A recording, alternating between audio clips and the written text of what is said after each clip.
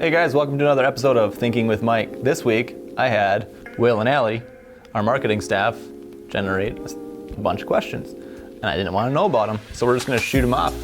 So I don't know what's happening. We'll see how it goes.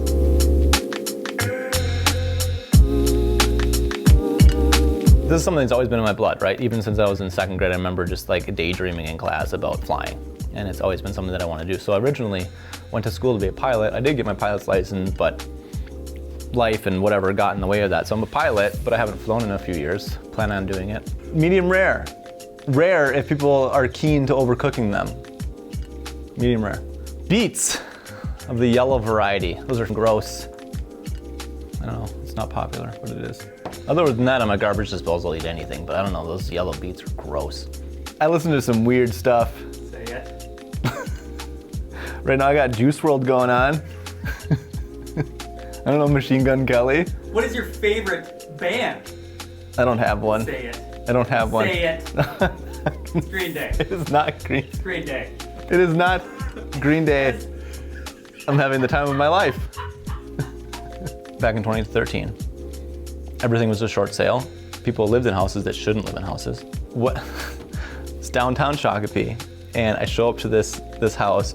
I get the key out of the lockbox, go to the front door, and I realize that the door's not open and that there's a lawnmower on the inside of the house that is holding the door closed from the inside.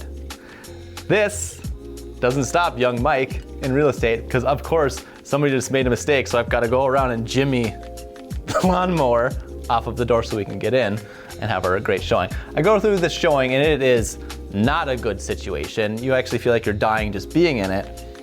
And we get through it and we get upstairs and we knock on a door, nobody answers, we just pass it. We go down the hallway and then turn around and there's just a crackhead standing in that door.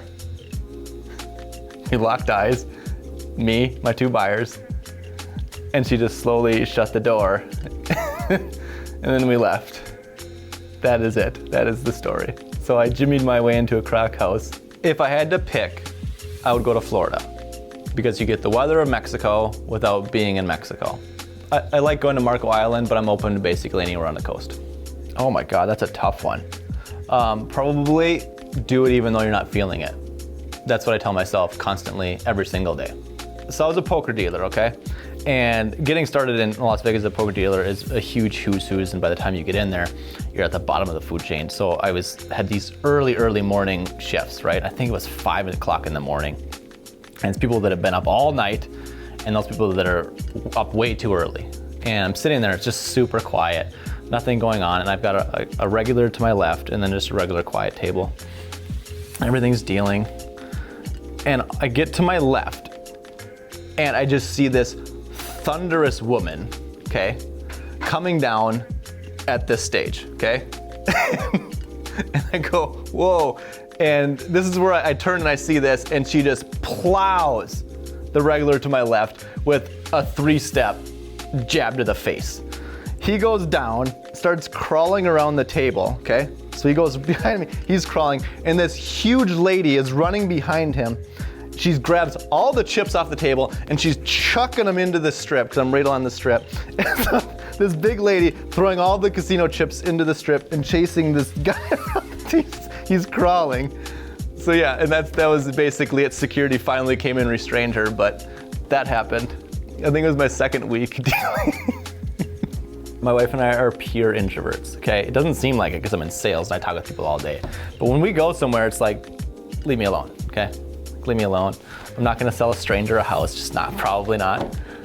My daughter, on the other hand, introduces us to the entire world. We went to Mexico and she's like 2 and she says hi to everybody and just engulfs my wife and I into conversations with every stranger in the world, and it hasn't gone away.